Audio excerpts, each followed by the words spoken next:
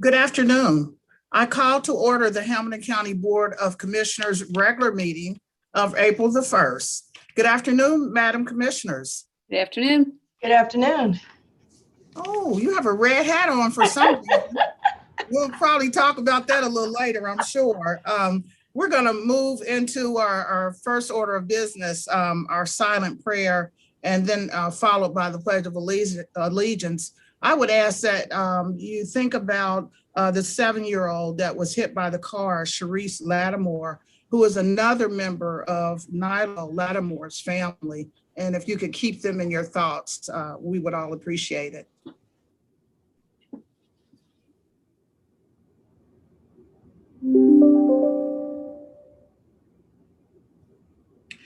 Amen. Amen. I pledge allegiance to the flag of the United States of America and to the republic for which it stands, one nation, under God, indivisible, with liberty and justice for all. Thank you so much. I would like to make a motion for approval of the minutes of the previous session. Second. Commissioner Summer Dumas, Yes, Commissioner Reese, Yes. Commissioner Dreehouse. Yes. thank you. Do we have any public comments, Bridget or Jackie? It does not look like we have any at this time. Okay, thank you very much. So we will move to comments and motions of our commissioners. Before we go, I just want to let you ladies know that I may have to leave out early because I have my glove ready and they may change their mind on who needs to throw out the first pitch. Oh, nice. I'll be ready to go. So, okay, so we'll go to Commissioner Vice President Alicia Reese. Thank you, Madam President, and I'm glad they may need you out there to catch and pitch because we're gonna have a winning season this year, even though with the little snow flurries, and I think we're all ready to go. And I just want to thank everyone. Opening day is so important for our city, our county, and our region. We have one of the top opening days in the country, and it's hard not to have the Finley Market Parade that I've been in and many of us have been in over the years. But today, being able to have some of the folks that come into to the stadium in a safe way, it's nothing like opening day. So I'm happy to have my Reds hat on and go Reds, and looking forward to an outstanding season. I also wanted just to say that this week had some really good meetings, but I also wanted to highlight that we did get some more numbers from the Relief-a-thon, and we were able to help over 700 people. And I know all of us are happy to hear that folks were being able to be helped. And those numbers continue to come in. Had a great meeting with Women Helping Women, President Dumas and Commissioner Dreehouse. I know last time had some funding in there. And the funding also continues now to continue to help people. And they're going to have some great partnerships in some various new communities. So that was a great meeting. And I want to also thank the administration for the information, not only information on the equity motion, which shows that we have a lot of work to do, but also an action plan on how do we move forward to impact and make change and have a more inclusive county. And then lastly, I want to just say I had a good meeting and press conference with the Freedom Center and King Records and the mayor of Cincinnati, and very excited to see what's going to happen with the King Records in Evanston. Certainly the history that we have here with not only James Brown, but Bootsy Collins, Otis Williams, and so many more. And Otis Williams was with us. He's getting older. But for him to be able to see King Records hopefully come to a reality. And then the Freedom Center, I really like the idea of having a park that has the history of African Americans, not only nationally, but locally, that would be a front porch to the Freedom Center. So I'm excited about that. And also wanted to just put on the radar that I also think that with the music venue, with the name Icon, and the fact that there'll be another music venue across the river. And I read that across the river, they were going to do something with King Records and Otis Williams and Bootsy Collins. And I said, wait a minute, that's our heritage. That's our story. And I wanted to say that I had a good meeting with Jeff and others, and look forward to hopefully bringing something back that would allow us to have something in the land that we co-own, I guess, with the city. That could be something as you're going into the icon that would commemorate Bootsy and Otis Williams and King Records, and be something that people could take pictures with and maybe have a partnership with Artworks. So I'm looking forward to bringing something back to us as a commission, because I know all three of us have been active with King Records and active with making sure that our music heritage is documented so that the next generation can be a part of it. So excited about it. Thank you. Great. Thank you very much. Commissioner Dreehouse. Thanks, Madam President, and happy opening day to everyone. It's very exciting. So two things. I do want to thank the Reds for doing such a fantastic job at accommodating as many fans as they're allowed to accommodate through the Ohio Department of Health. They're seating people in pods, as you both know. It's going to be very safe space. People will be required to wear the mask when they're down there, except when they're eating and drinking in their pods. And so I think the Reds have done a really great job at making sure that opening day is celebrated in Cincinnati, but celebrated safely by all those that are able to attend. I mean, they're only at 30%, so a lot of folks aren't able to attend this year. It's usually a sold out crowd, but we can all celebrate just the same. So thanks to the Reds for doing that. Greg Kesterman, Melba Moore, and the city and the county were all involved in making sure that we were advocating for as much flexibility from the state as we could get. So kudos to the Reds. And also, there's been a lot of conversation about the Dora down on the riverfront, the new open container district. And so I just want to remind folks that while it's a day of celebration, we do need to remain safe. I heard the governor talk about how he's concerned about an increase in the numbers of positive cases right now. The last thing we want to do is backslide here. And so we've got Passover happening, we've got Easter coming, we've got opening day. And so just a reminder to folks to please be vigilant, hang in there a little bit longer, wear the mask, socially distance, wash your hands, and get vaccinated when you get the chance. We got more vaccines than ever coming to Hamilton County. Mm-hmm. And so please, please, please sign up and get vaccinated. Thank you, Madam President. Thank you. And I was going to ask you, are you already in a bar? But don't answer that. I'm pleading the fifth. Okay.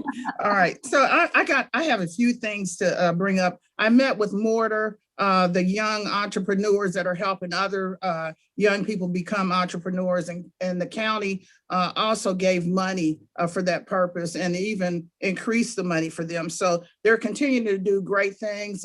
They have a new location on Pendleton now, downtown over the Rhine, and it's beautiful. From what I could see through the screen, plan on visiting there. So we just want to, and they're interested in possibly putting in for more monies. And I told them we had not really opened up for the new money yet, but certainly if they feel that there's a need to do so.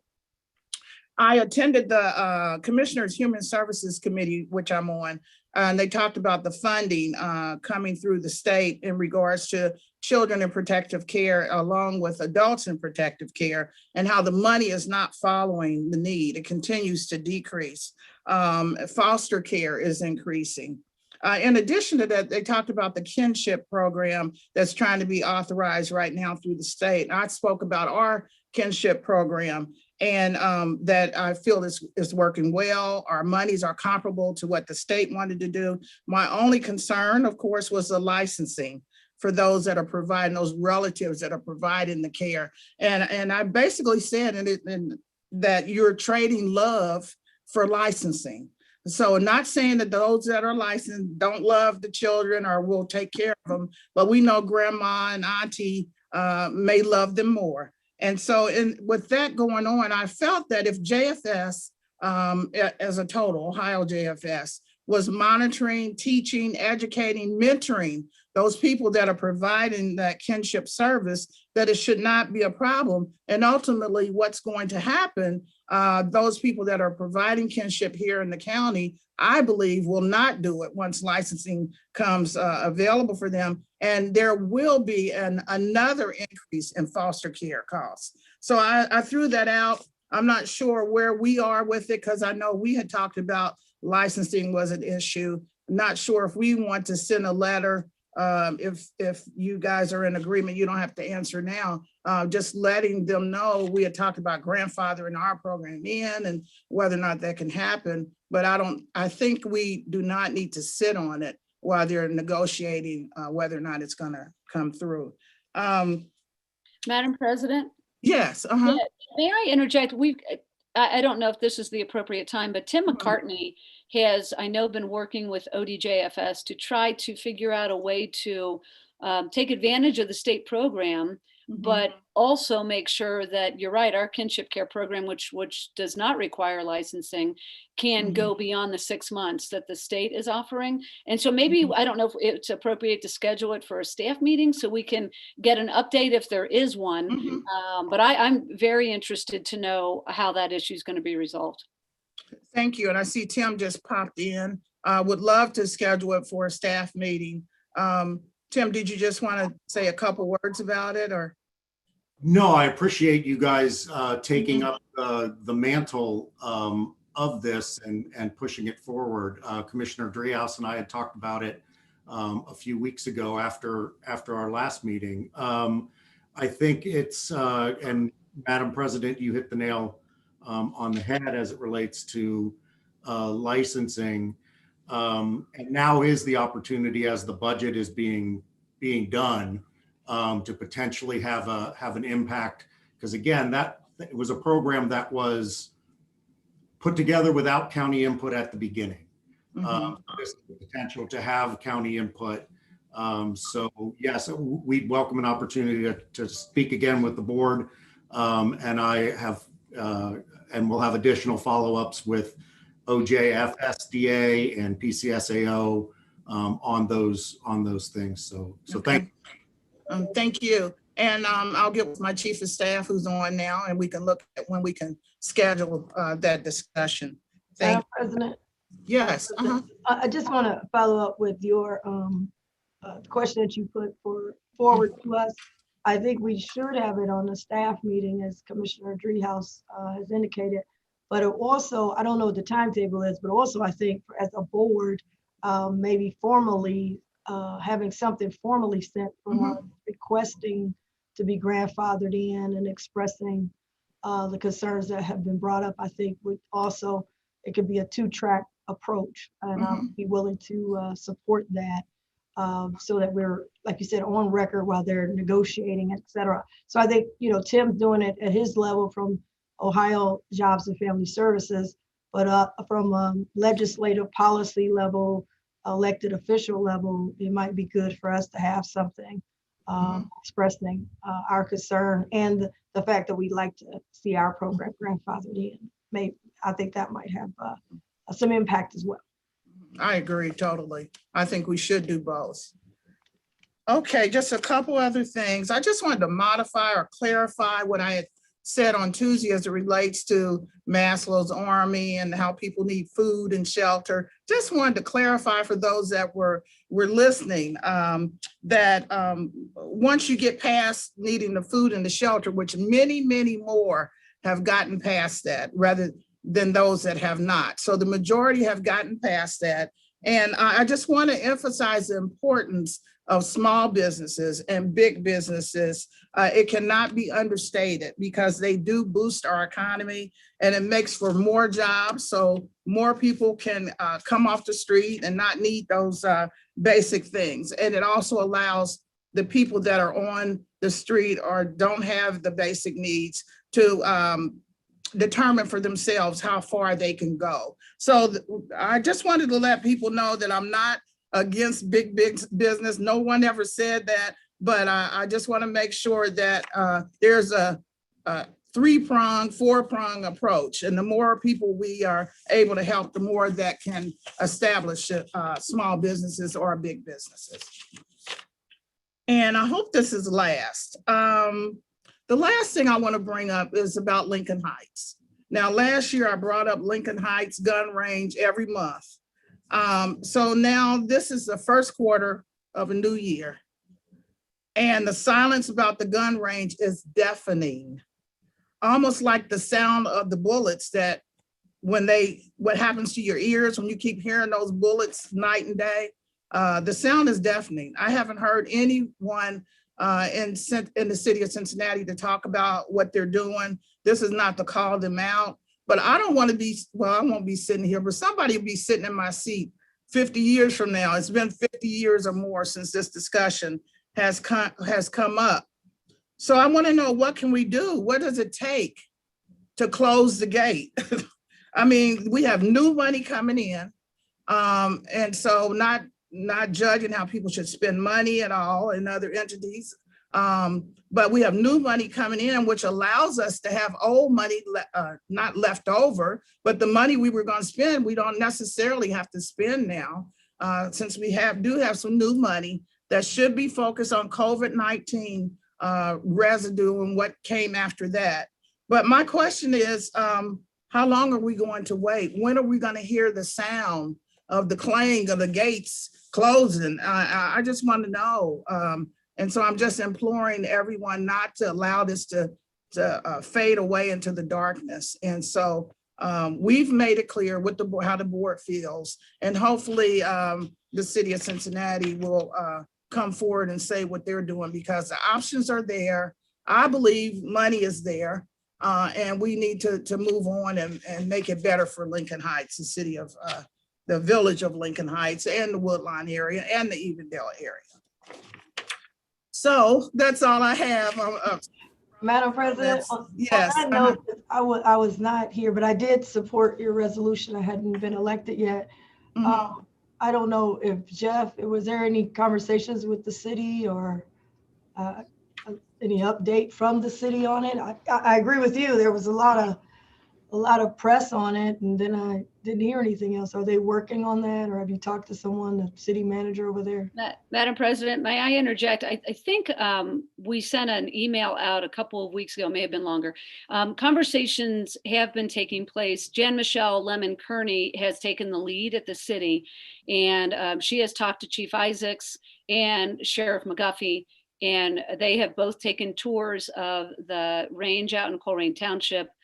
We've met with all of the Colerain Township trustees, and they have also been offered a tour of the range to make sure that they're familiar with what's being talked about.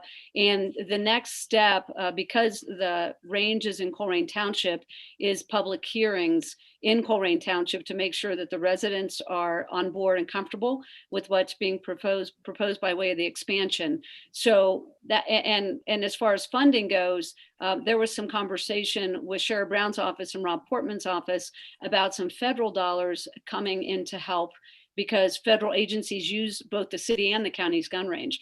And so we just recently had a call, maybe last week or the week prior, about those dollars and how to fund this expansion. And so there is conversation going on between the county, the city, Colerain Township, and Lincoln Heights, Woodlawn, and Evendale have all been in the loop, because we sent out an email to let them know what the status was. So that's what I know about it. Jeff, I don't know if you know more, but Jan Michelle has been working pretty hard at the city level to try to make sure that the chief of police is on board and that we can get this thing moving. But as I said, the public hearings in Colerain Township are likely the next step. Yeah, Let me interject for a minute, because no wonder I said the sound is deafening, because Bishop Hilton has been leading this initiative. He actually went on the tour and he's been talking with the city of Cincinnati. So any information, so a lot of that is new information, Commissioner Driehaus. So my chief of staff definitely needs to know, and they need to know also that he's taking the lead on this initiative. So.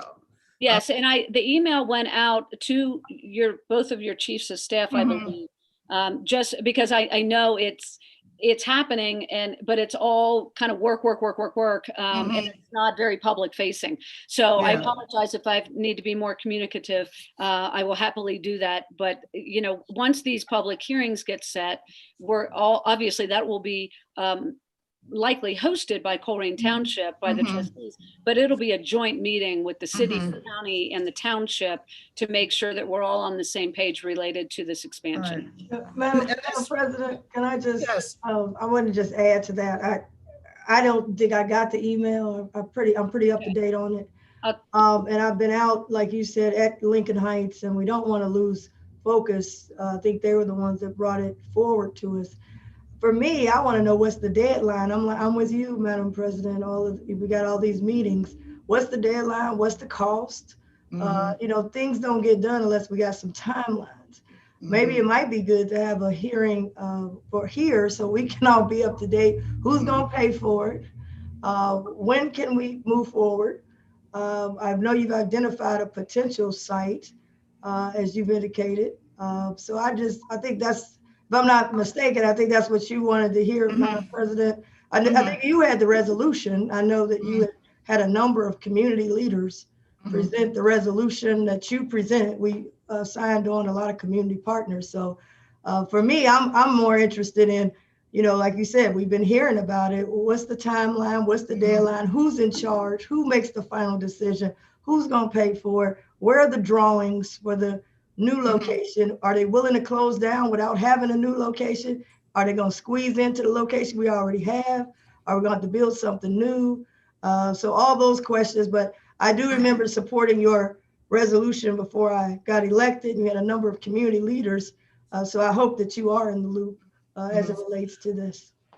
Well, thank you. Well, one thing I'm really excited about is the Colerain was not an option. The Cincinnati CPD said it wasn't right, it wouldn't fit. And so I'm really excited to know that that's a consideration now, because we did think it was an appropriate place for them to be. So we'll work it out and have some hearings, of course, and the fact that Portman and Brown are interested is still another thing to be excited about. So, Right. So, and Madam President, I know I'm loading onto the staff meeting agendas as we go, but the work has to be done. It's not just about timing. It's about making sure everybody is in the loop and we don't face opposition on the way. I mean, we need to get everybody in the loop. So a lot of work's happening, and Jan Michelle has been very, very helpful in having the chief of police for the city say, oh, maybe this is an option. And that's, like you said, Madam President, that's a big switch. And so I'm very optimistic. We do need to find the funding, and we do need to create a timeline for the expansion. So an email went out, maybe it was to Lincoln Heights, even down Woodline. I don't recall. I think your chiefs of staff were copied. I apologize if they were not. I know my chief has had conversations at those meetings with your chiefs about this. But regardless, happy to, if at your discretion, bring the folks that have been on these calls together. And then at the same time, we don't want to slow down what Colerain Township needs to do. And so make sure all that stuff is moving together in the same direction. Okay. Well, we'll add it on another agenda too. And I'm sure that Bishop will be talking to Alex and as it relates to this specific issue. So Jeff, you had something you were going to say. Madam President, just nothing more from kind of the overall sense as to where this is going. But as it relates to the Colerain property specifically, the administration, I've not talked directly with city administration on this, but I have talked with the sheriff's office, also talked with the county engineer, as I know some of you have, who control some of the property that's ancillary to the shooting range up in Colerain Township, to ensure that there could be an appropriate partnership there in terms of anything that would need to be built out. We've also had some very initial conversations with our in-house architectural partner to start them just on some very basic research in terms of what these consolidated facilities look like in other communities. Nothing to report there yet. There's no deliverable or anything. Nothing's been delivered back to us, but just had some very recent and preliminary conversations with them just to tee them up. So as we get closer to the the timeline of any potential public hearings that we would have the ability to show what this might look like and give some concepts to people to start to create some additional buy-in. So happy to work at the board's discretion on this, and as we have additional staff meeting conversations on it, if there's anything that you need of the administration, we're happy to help. Thank you. Okay, so that will end my conversation. Go back to you, Jeff, for your report and Sure. other things you have. Thank you, Madam President. So just two things, one comment and then one by leave today. The comment is just as you did to wish the Reds a successful season this year. Although we're getting started on a cold day, typically what, 2 weeks after opening day, and the weather you can pretty much count on is going to have turned the corner. So hope that's the case this year, and hope the Reds have a fantastic season. And I also just want to take this opportunity to thank all the county employees who are day in and day out involved with making sure the stadium upkeep at both GABP and Paul Brown Stadium are running smoothly, as well as all the parking operations in between, and making sure that those operations are able to receive traffic flow, which will this year, thankfully, once again become much more important than it was last year during the heart of the pandemic. So just want to thank all those county employees, Joe Feldkamp and his team, who are involved with making all of this work. And then aside from that, Madam President, I just have one by leave item. It is by leave 1 on your sheet, and it is the by leave item approving, it's really the appropriation for 2 sheriff's grants, one totaling $1 million, the other $700,000 relating to data analysis and crime reduction, one of them specifically in the Lincoln Heights area. The board heard about these in staff meeting this past Tuesday. We actually were awarded the grants late last year, but with some new changes in the federal system, it took a while to get everything through the system. So now we're ready to formally appropriate these. There's no match, local match with these particular grants, so that's a good thing. Again, the board heard information from Captain Aru on this on Tuesday, but if there's any questions, happy to answer, and the administration recommends approval. Thank you. Any questions or comments? Vice President Reese? No questions, no comments. Thanks. Commissioner Dreehouse? No questions. Thank you. I'd like to make a motion to adopt by leave 1. Second, Commissioner Summer Dumas, Yes, Commissioner Reese, yes. Commissioner Dreehouse. Yes. thank you. So we'll move on to our regular agenda. Item 1, Jeff, you're up again. Yeah, so item number 1, Commissioners, this is the a change out and replacement of the lighting system at Paul Brown Stadium. This is part of the annual capital improvement work at Paul Brown Stadium. We're going from an old incandescent system to an LED lighting system that is much more modern and prevalent in the industry. The current system, as I said, is incandescent, beyond its useful life. Many of the parts are obsolete. There's also energy savings with this particular installation, and the lights will actually last much longer. Each individual light will last longer. So we also prevent the need for employees to scale the system, to change out lights, et cetera. This is being done through a contract with Ameresco. Ameresco is our energy services company. They have been our energy services company through a competitive process that was awarded back in August of 2019. We're adding this project into the suite of projects that the board might remember was part of, back in November, there was a new suite of energy conservation projects approved for the county. This project has straggled a little bit, but we're now at the point where we are ready to go with it, and we're going to be incorporating it into that broader suite of energy conservation projects. And again, this does count towards our annual capital contribution at Paul Brown Stadium. So with that, Commissioners, I recommend approval of regular agenda item number 1 with Ameresco at $1.85 million. Thanks, Jeff. I'd like to make a motion to adopt item 1. Second, Commissioner Summer Dumas, Yes, Commissioner Reese, yes. Commissioner Dreehouse. Yes. Thank you. Commissioner. Mhm. Now we have our engineer up, Eric Beck. Hi, Eric. Good afternoon. Just one item today. This is bringing the plans, specifications, and estimates to the board to go out to public bid for roadway improvements along River Road, landslide, and associated drainage improvements. The engineer's estimate is $569,000. This will all be funded out of permissive auto. Thank you so much.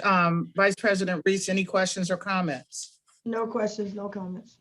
Commissioner Dreehouse? No questions. Thank you. I'd like to make a motion to adopt item 2. Second, Commissioner Summer Dumas, Yes. Commissioner Reese, yes. Commissioner Dreehouse. Yes. Thank you. Item 3, thank you, Eric. Item 3 You're is human resources item. Thank you, Madam President. I will take this one on behalf of Human Resources. This is a resolution authorizing the addition of a position to the table of organization in the Community Development Division of Hamilton County. This relates to implementing, as the board is aware, over the past 10 years, the amount and the trajectory and the trend of the federal entitlement grants that we've received in both community development block grants, home funding, and emergency solutions grants have continued to increase, and the amount of programming and projects associated with those have continued to increase.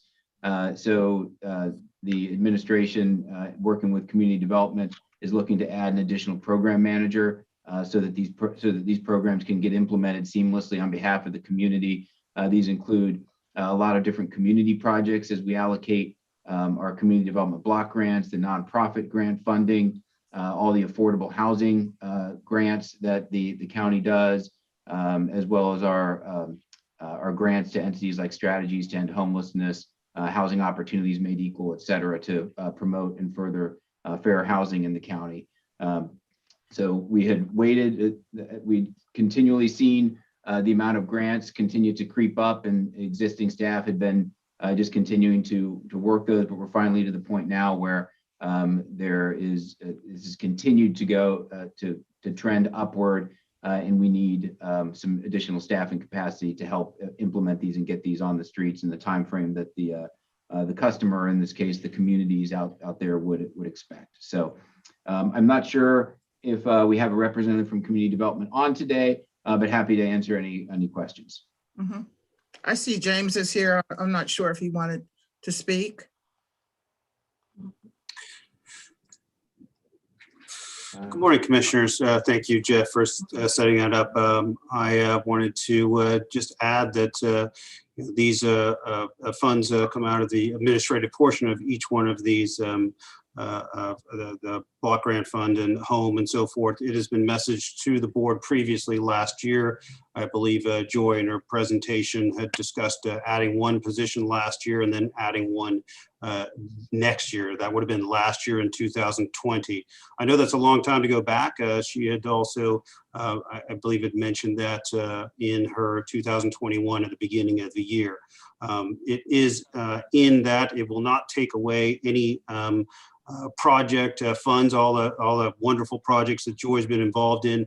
She continues to be able to, and not say she, but the Community Development Department and the county continues to be able to fund those positions. So it doesn't take away any project capabilities. It's within the administrative portion that she had budgeted out in the community development budget for her the three funds which we administer. So if you have any questions, I'd be more than willing. As you likely know, the amount of workload that each one of the community development team members has taken on has increased dramatically within the last several years as the department has refocused its work from a lot of rental assistance and so forth, and just providing checks and money out in that fashion, to a lot of project community-based funding. I probably don't need to go into that. She's had a lot of time in front of the board presenting what the department and what the county is doing and using those funds. So if you have any questions, I'd be more than willing to try to answer those. Thank you, James. I'll open it up to my colleagues. Vice President Alicia Reese. No questions. I already asked my questions and they were answered. Thank you. Thank you. Commissioner Dreehouse. No questions. Thank you. I noticed the listing of funding that you sent was really impressive, and the fact that the increase has happened, it just shows that our ability to handle and to be able to document the finances that are coming in and to do good work. So we certainly want to get that out. We're talking about one position. We're not talking about 5 or 6. I'd like to call the motion to adopt item 3. Second, Commissioner Summer Dumas, Yes. Commissioner Reese, yes. Commissioner Dreehouse. Yes. Thank you. Thanks, James. Thanks. Thank you.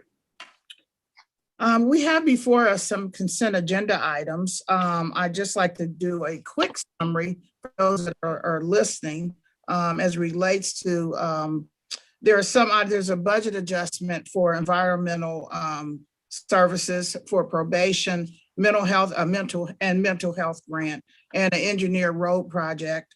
In addition, we have a contract between HR and community human resources, community insurance, and Anthem then and now. In addition, we're amending our original agreement in behalf of JFS for individual living aftercare services.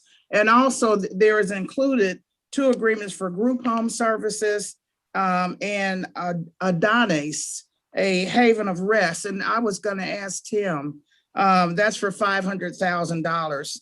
Tim, if you could maybe elaborate just briefly about where this is and also how many children, I see Laura's also there, how many children we serve, because that is a big number. Yeah, Laura, do you want to take the first shot at that?